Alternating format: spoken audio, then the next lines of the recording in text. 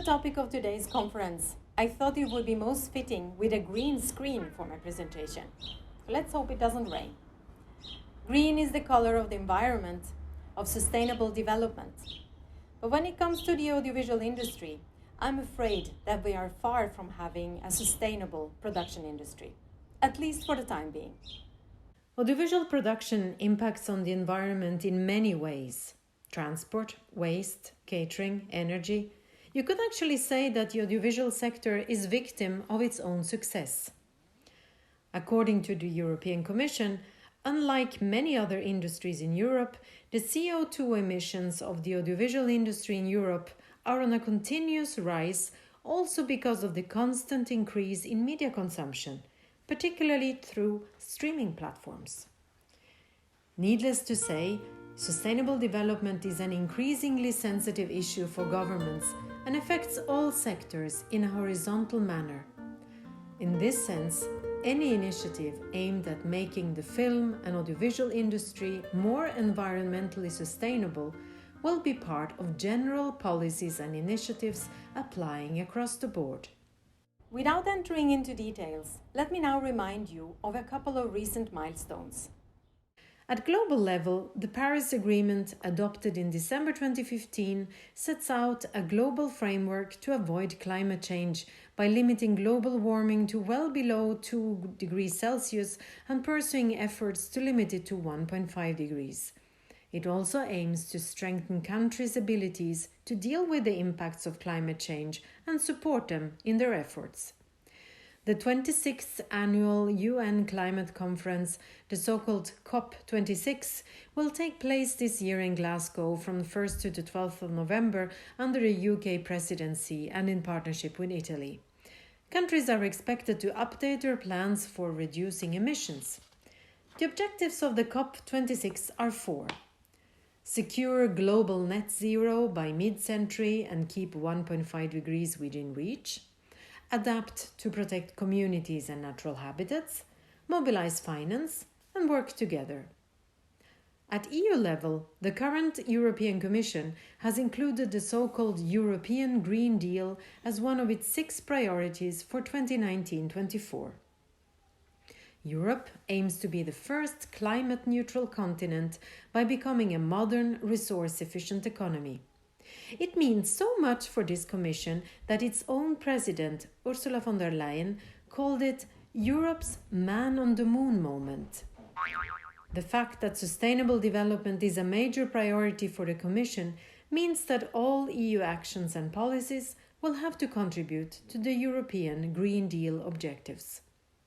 The Green Deal is a roadmap of actions and initiatives providing the financial tools and investments that will be needed to move the EU towards a clean and circular economy, restore biodiversity and reduce pollution, with the ultimate goal of making the EU climate neutral by 2050.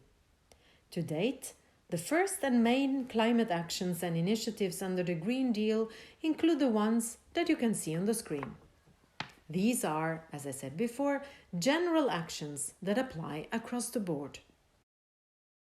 Now you may be asking yourselves the question, what concrete action will have most impact on the audiovisual and film industries? First, in December 2020, the European Commission adopted an action plan to support the recovery and transformation of the media and audiovisual sector, taking into account, this time in parallel, both the digital and green transitions. In line with the climate neutrality objectives of the Green Deal, the European Commission commits to work closely with industry to gather and share existing best practices and to work towards an agreement on common tools and green standards. The planned approach is described as gradual, with the aim of raising awareness and encouraging the sector to start implementing more sustainable solutions. Second, the recently adopted Creative Europe program will contribute to mainstream climate actions and to the achievement of an overall target of 25% of the Union budget expenditures supporting climate objectives. Talking about public support, In a speech on 22nd of September 2020, the Executive Vice President Margrethe Vestager announced her intention to launch a European debate on how EU competition policy can best support the Green Deal. Very importantly, in her speech, she mentioned state aid. Although a large part of state aid already supports the environment and cleaner energy, she would like to see if there are ways to make the rest of Europe's state aid spending greener. Among other ideas, she spoke of giving a sort of green bonus, which would allow governments to use more state aid for projects that make a genuine contribution to green goals.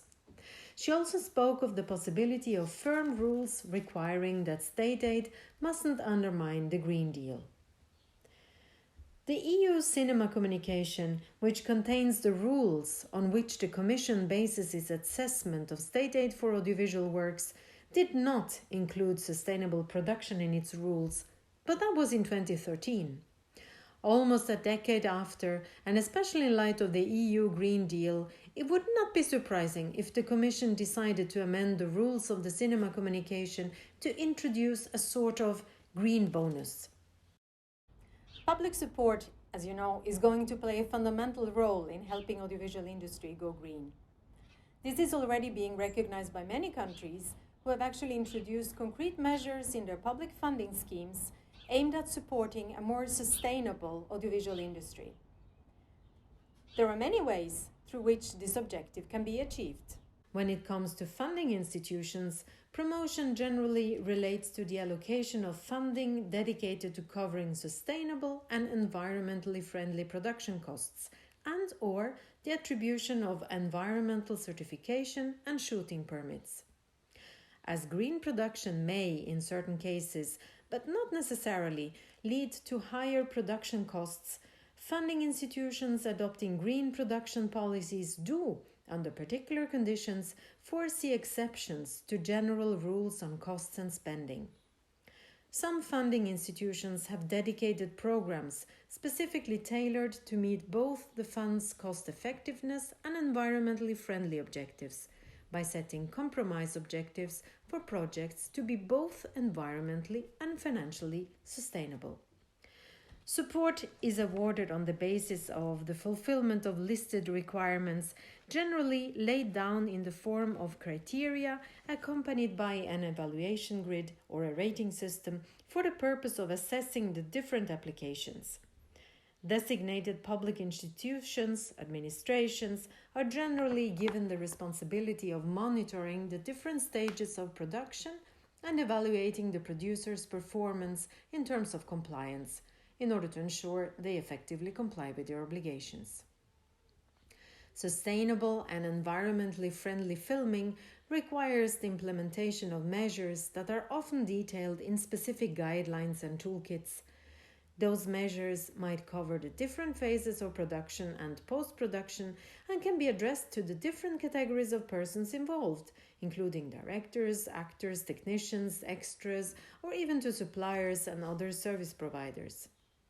The featured best practices cover wide areas of production activities, as well as providing general, useful tips and advice for a better use of logistics, including energy, shooting locations, catering, accommodation, transportation and waste management, as well as production-related activities, including set construction, decorations, equipment, props, wardrobe and makeup.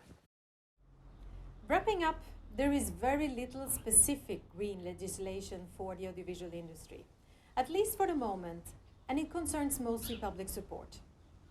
However, there is an important drive on the part of the EU and its member states towards a greener future.